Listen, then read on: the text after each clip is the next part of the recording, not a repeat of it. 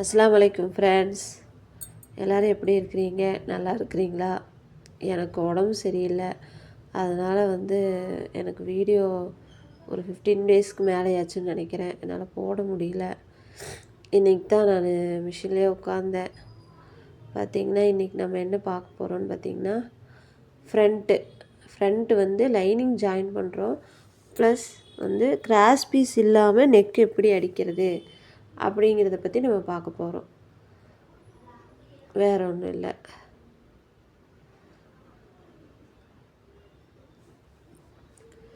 நம்ம cross piece இல்லாமல் அடிக்கிறோம். அதனால் எப்போது ஃப்ரண்ட் பீஸில் லைனிங் வச்சு நெக் பீஸை வச்சு அடித்து திருப்பிடணும்.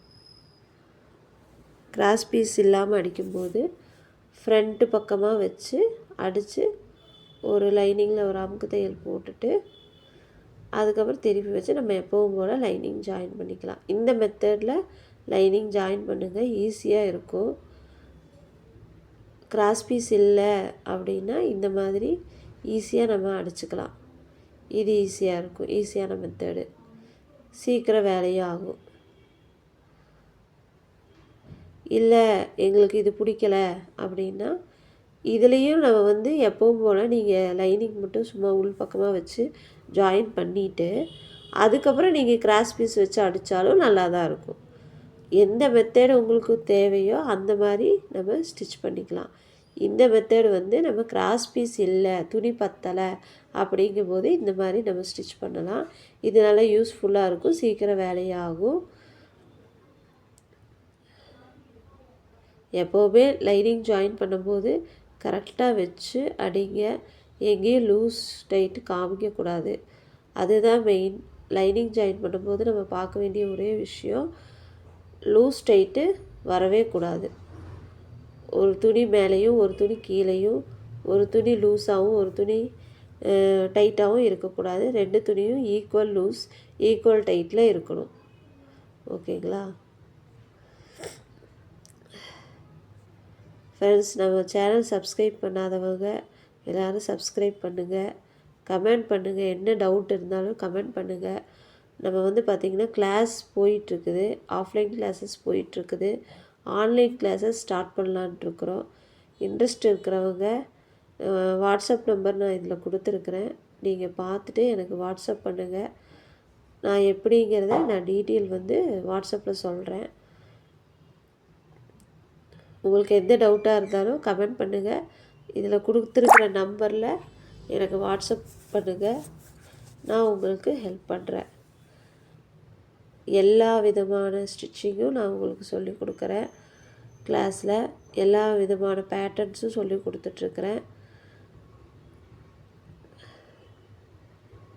ட்ரை பண்ணுறவங்க ட்ரை பண்ணுங்கள்.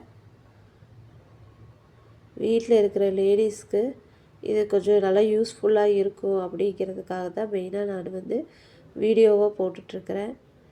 எப்போவுமே கத்திரியில் ஜட்கா கட் பண்ணும்போது, கிராஸ் ஜட்காலாம் கட் பண்ணும்போது நுனியில் வச்சு கத்திரிக்கோல் யூஸ் பண்ணுங்கள்.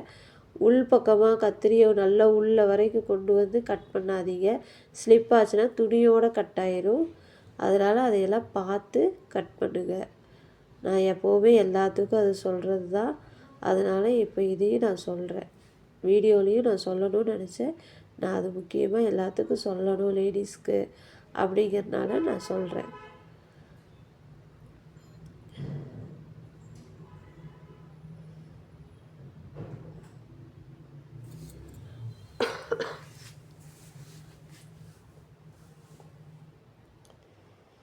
Bye friends.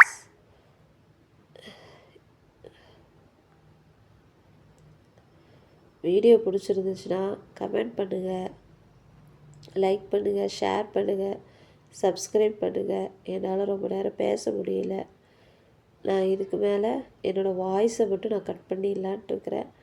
அதாவது இந்த வீடியோவில் வாய்ஸ் கட் பண்ணிவிட்டு நான் மியூசிக் போட்டு விட்டுறேன்.